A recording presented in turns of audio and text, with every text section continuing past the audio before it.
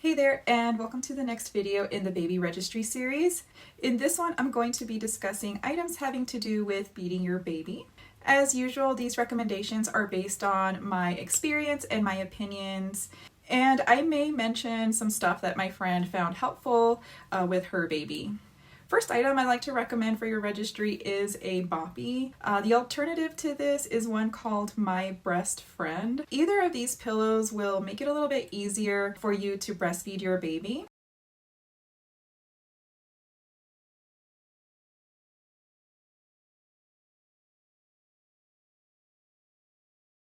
I did fine with the boppy, but I know some have a hard time with it. They either find it too low or too flat. Lots of people love the My Breast Friend and feel like they got better support than the boppy. I sometimes used the My Best Friend at a couple of my son's speech therapy appointments, and personally I found it a bit cumbersome, but it got the job done. Whichever one you get, I'd suggest that you take it with you to the hospital when you go to give birth. The lactation consultants there will probably recommend that you use 2 or 3 pillows to give you support when you're nursing, but the reality of that is it doesn't really work as well. Plus, you want to practice with what you'll be using at home, which makes going home with a new baby a lot less intimidating. Bottles, I think, are kind of a tricky one to put on your registry. While lots of babies are amenable to whatever bottle you pick out for them, others might have a harder time feeding from them. For example, we had lots of issues with one of the most popular bottles out there from Dr. Brown's. We also tried bottles from Boone that I did receive from my registry. I was actually excited for those bottles because they're made of silicone and not plastic. However, my son had a really hard time drinking from them. My son drank really easily from the MAM bottles, but we were concerned about the nipple shape and how it could potentially affect breastfeeding negatively. But we finally landed on the Lancino bottles as they were recommended by 2 different IBCLCs or lactation consultants. Something to note about the Lancino bottles, I'm not sure if they've changed their nipples, but at the time that I bought them, the nipples that came with them were not age and skill appropriate for basically a newborn. So we ended up using nipples from the brand Pigeon, and they fit perfectly with the Lancino bottles. And really the biggest tip I can give you if you do register for bottles is to look at like how many parts it has. At the end of the day, you'll have to wash these parts by hand, and the more parts a bottle has, the more time spent washing each individual part. So that was another reason that we liked the Lancino bottles. They pretty much I think only had 3 parts, whereas the MAM bottles I think had like 5, and same with Dr. Brown's. So moving on to a bottle warmer, it's nice to have, but it's not necessary. I initially did register for one, but then I received 2 of them as hand-me-downs. I left one at my in-laws, which made things really convenient. So if you plan to keep breast milk frozen, or if you plan to use refrigerated formula, it's definitely like a nice thing to have, as it can be used to thaw frozen breast milk and can even be used to warm up baby food. The one I've linked is similar to the one that I had on my registry, but it looks like it got updated, which is nice because this one has a timer, which is a feature that my husband and I really wish we had. All right, so let's jump into talking about some breastfeeding specific stuff. So a product I often see recommended is the Haka, and it's often used to catch the milk that is leaking from the breast that the baby's not drinking from. I received one and I had little success using it. My biggest issue with it was the fact that it just like dangles from your breast, and either Theo or I would accidentally knock it off. Also, I couldn't figure out how to use the Haka as a breast pump, and I tried so many times, just gave up on it. But Haka does make these wearable milk collectors. They're kind of in the shape of ladybugs, and those actually worked really well for me at collecting the milk, until then I found the LV Curve. Supposedly it can also be used as a manual breast pump, but I basically just used it as a milk collector, and I really liked this one. It was a lot more discreet than the ladybugs. It got the job done. So all that to say is that I highly recommend that you put the LV catch or the LV curve on your registry, but if you do want a lower cost option, you could try the Haka Ladybugs. All right, so let's talk about breast pumps. There are a ton of breast pumps out there.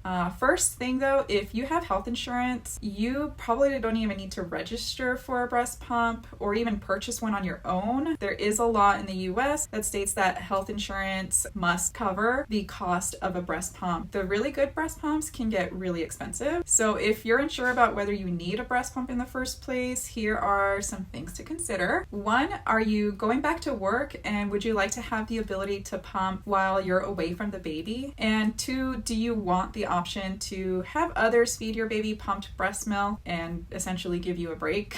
Also, something I don't feel like anybody really talks about is that pumping is very hard work. Speaking from experience. First, you have to set it up, and then you're gonna spend like 15 to 30 minutes pumping, and then you gotta wash all the parts and have a plan for how you want to store that breast milk. And if you're like me, you gotta count every single ounce of it. So whether or not you have health insurance and you want a breast pump, I highly recommend that you look for either a Medela pump in style or the Spectra S1. Also, hospitals usually have Medela pumps for patients to rent. Personally, I used the Spectra and I loved it. As much as I wanted the S2 because it's pink and that's my favorite color, I actually recommend that you get the S1. The S1 has the ability for you to pump whether or not it's plugged in, so it could run on a battery. I think I was able to pump for like a couple of days before having to plug it in and recharge the battery. Also, the nightlight feature did come in handy a few times. I also really enjoyed using the LV pump. It was just so convenient when I would travel or if I just had like too much to do and I didn't want to be tied to the Spectra. It was nice to not have all those tubes and be able to move around freely. Hey, I just wanted to jump on here and say that I also used the LV Stride, and that one was okay, like it worked okay, and it's a pretty good lower cost option than the LV pump.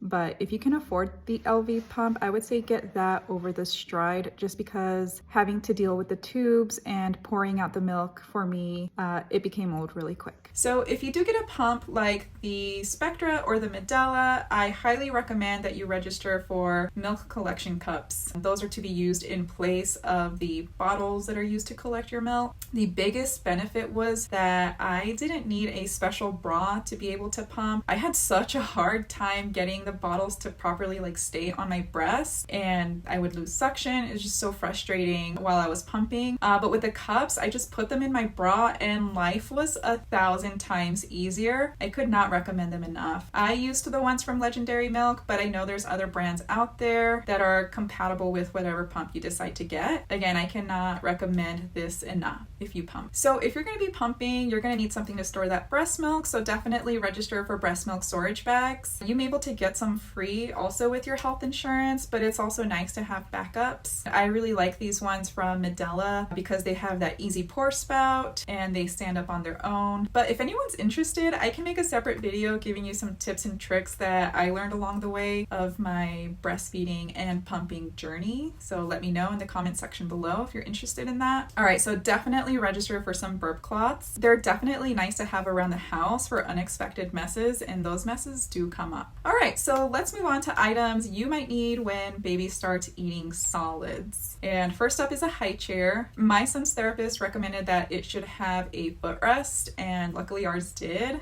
We were gifted one from the Registry by Skip Hop, and this one's really nice because it can be converted from a high chair to a booster seat to a child's chair, so it'll be able to grow with him as he gets older. Also, it looks pretty nice. I also like that the tray doesn't have a cup holder feature. For me, that's just an extra nook and cranny to have to get into and get clean, and crumbs just easily get into those kinds of places, and really I can just clean it straight across. Like, the tray is really easy to clean and everything about it is washable, including the straps. And the footrest has 2 level options to make it higher or shorter. But something to note with this particular high chair, and I imagine other chairs that grow with the child are also like this, is that it might be too big initially, like when they're 6 months. For example, the Lalo high chair has a separate padding insert to help support baby when they're first starting to use the high chair. I'm not sure if Skip Hop has a similar insert, but when we were in the hospital with our son,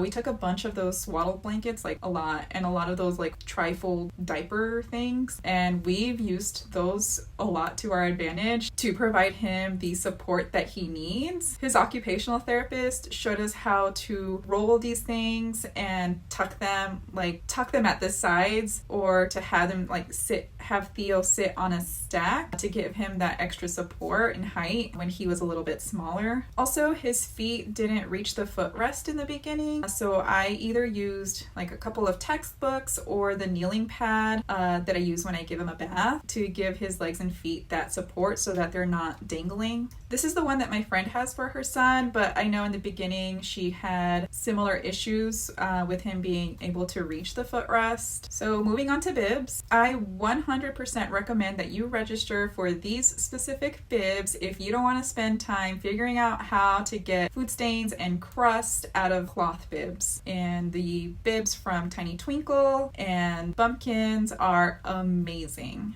We had similar ones from another brand, but the plastic, it was just like a little bit thicker, and it was causing my son to overheat since he wore a helmet. Also, it's nice to have options, so I would say register for the kind of bib that just goes around the neck, one that's like a smock style, and then one with longer sleeves. These also fold really nice and flat, so they're perfect to store and travel with. The muslin bibs that we got worked really well, but it definitely added to my laundry pile. And again, I couldn't figure out how to get some stains like completely out, and I tried all kinds of things. So if anything, I think muslin bibs are nice when babies are like really drooly. Finally, I'm not sure if I recommend silicone bibs personally, in my opinion. My son would get rashes around his neck, and this was also happening to my friend's son. So I don't know if it's because we used like a cheaper brand of silicone bibs. So if I were to try them again, I'd probably register for the ones that are non-toxic. Maybe that might make a difference, but I don't know. The other bibs worked just fine. All right, so moving on to feeding utensils, definitely register for plates, bowls, cups, and silverware. And with all of the following items I'm going to mention, you'll want to think about what materials you want the utensils to be made out of. Will it matter if plates and bowls can stack nicely? Are they dishwasher and microwave safe? Do you want plates with suction or dividers? Definitely make sure that they have raised sides. So depending on the material and construction, not all plates are dishwasher safe, and some do retain smells over time, and some don't stack, so that's going to end up taking more space in your cabinet. All right, so let's start with plates. For several months now, the plates from Mushy have been my favorite. They are plastic, they don't have dividers, which makes cleaning them really easy, and they are dishwasher safe and microwave safe, but we don't microwave in them. They don't have suction, but they stack very nicely. The lack of suction has been an issue only a few times. Nowadays, my son rarely tosses his plate. I also sit to his right, so I can eat with my right while holding onto his plate if I think he's gonna play frisbee with it. Also, the lack of dividers hasn't been an issue. I can easily keep his food separated anyway, but sometimes I do mix his food in hopes that he accidentally eats something that he's not liking when he goes to pick up something else that he does like. These don't come with a lid, but I have a set of silicone lids that fit perfectly on the plate, and I can put that in the fridge if he does have leftovers. The bowls we've been using are also the matching ones to the Mushy plates. We don't use them too often, but they get the job done when we do use them. I've also liked these other silicone bowls that are stackable. They have suction and they have lids. Those have been okay. So as far as silverware, I got the matching fork and spoon set from Mushy. We have been practicing with the fork recently, and it's been going okay, but I think the set is really intended for older kids. We've also also been using this set of silicone spoons when he first started eating solids. These are wonderful for teething too. His occupational therapist and his speech therapist both really liked these. They're easy to grip, they load up a nice amount of food, and they are dishwasher safe. However, if I could go back in time, I might also try these from We Sprout because they have a smaller bowl than the ones I just mentioned. That is better for smaller, younger mouths. I'm actually currently considering getting them anyway. Okay, so cups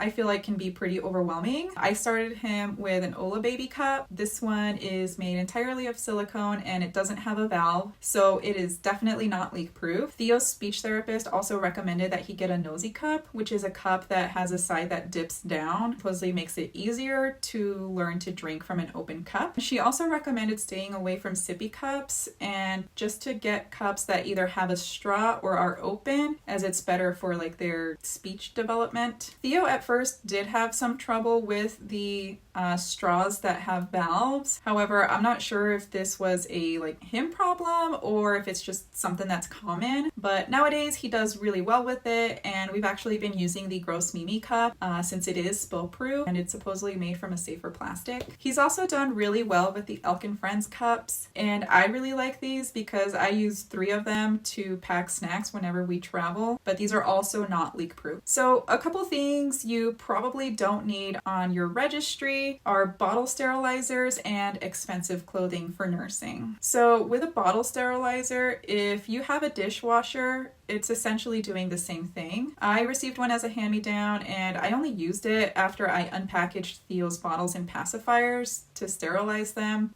It was the Baby Brezza, and the instructions for it still have you wash the bottles before you put them into the machine. So provided you have clean running water, soap, and a brush, that's really enough for getting your bottles clean. As far as nursing clothes, there's a couple brands out there that I think are a bit too pricey for everyday wear, but I do think like some pieces have a good but very specific use case. So in general, really anything you wear is probably going to be fine for nursing. Tops with buttons or like elastic work great. Tops can also be pulled up, which I really like when I paired it with a nursing cami because that way I'm more covered at the top. My belly is also covered. Also, these are the ones that I love wearing for day to day. They're just super comfortable. Really, it's just dresses that either don't have buttons or elastic. Probably going to be the only thing that I can think of that aren't nursing friendly, unless you want to take the whole thing off. Hey there, I just wanted to jump on here and say really quickly that I think I may have left out a pretty important part as far as feeding your baby, and that's a couple more things in the don't need category, and that would be an automatic like food maker, because you already have a lot of the items at home to include a saucepan, a blender of some sort, a food processor. Like you probably already have these items that you would get in the baby food maker, and they're pretty pricey and they're gonna take up another space on your counter. So I would say definitely skip out on that one. And I would also say skip out on the baby jars. I actually had registered for those and I didn't receive them, and I'm actually okay that I didn't receive them because I ended up not needing them.